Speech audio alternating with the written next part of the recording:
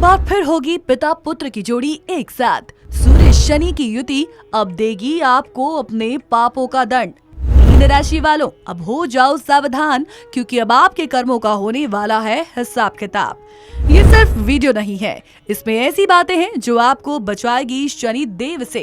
तो वीडियो के अंत में मैं बताऊंगी ऐसी बात जो आपके बड़े काम की है, इसीलिए इस वीडियो को अंत तक देखें दोस्तों, और अपनी राशि हमें कमेंट करके बताएं।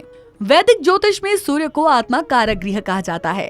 सूर्य देव हर महीने राशि परिवर्तन करते हैं और उनका राशि परिवर्तन 12 राशियों को प्रभावित करता है।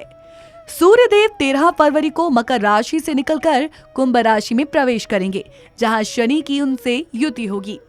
शनि की मूल त्रिकोण राशि में सूर्य का गोचर 3 राशियों को थोड़ा कष्ट दे सकता है। तो चलिए जानते हैं उन राशियों के बारे में तो आइए जानते हैं उन राशियों के बारे में कि वो राशियां कौन सी हैं। पहली राशि है कर्क राशि।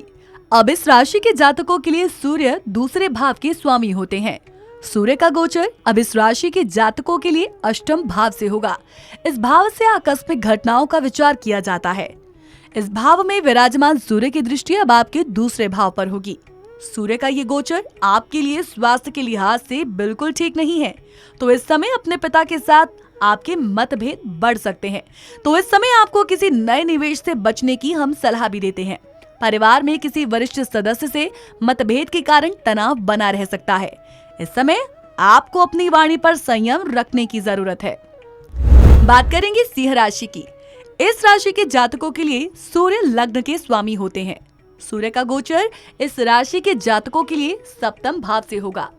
इस भाव से जातक के वैवाहिक जीवन का ज्ञान किया जाता है। इस भाव में विराजमान सूर्य की दृष्टि आपके लग्न पर होगी। सूर्य का ये गोचर आपके दाम्पत्य जीवन में कुछ तनाव बढ़ा सकता है। इस समय आपको अपनी पत्नी की भावनाओं को समझकर चलना होगा, वरना तनाव ज्यादा बढ़ सकता है। इस समय आपको कोई भी नया काम शुरू नहीं करना चाहिए, और अगर आप साझेदारी में काम करते हैं यानी कि पार्टनरशिप में काम करते हैं, तो आपको सभी चीजों का हिसाब किताब रखकर चलना होगा। नौकरी कर रहे जातकों को इस समय पदोन्नति के लिए यानी कि प्रमोशन के लिए थोड़ा सा इंतजार करना पड़ सकता है। और अब बात करते हैं तीसरी राशि यानी कि मीन राशि की। इस राशि के जातकों के लिए सूर्य छठे भाव के स्वामी होते हैं। सूर्य का गोचर इस राशि के जातकों के लिए 12वें भाव से होगा। इस भाव से विदेश यात्रा और जातक के व्यय का विचार किया जाता है। इस भाव में विराजमान सूर्य की दृष्टि अब आपके छठे भाव पर ही होगी। इस समय आपको अपने खर्चों पर कंट्रोल करना होगा, वरना आपको आर्थिक दिक्कत का सामना करना पड़ सकता है। और तो और इस समय आपको बेवजह की यात्राएं करनी पड़ सकती हैं, जिसके कारण आपका समय बर्बाद होगा। इस समय आपको अपने स्वास्थ्य का ध्यान रखना होगा और अपने विरोधियों से भी बचकर रहने की जरूरत है।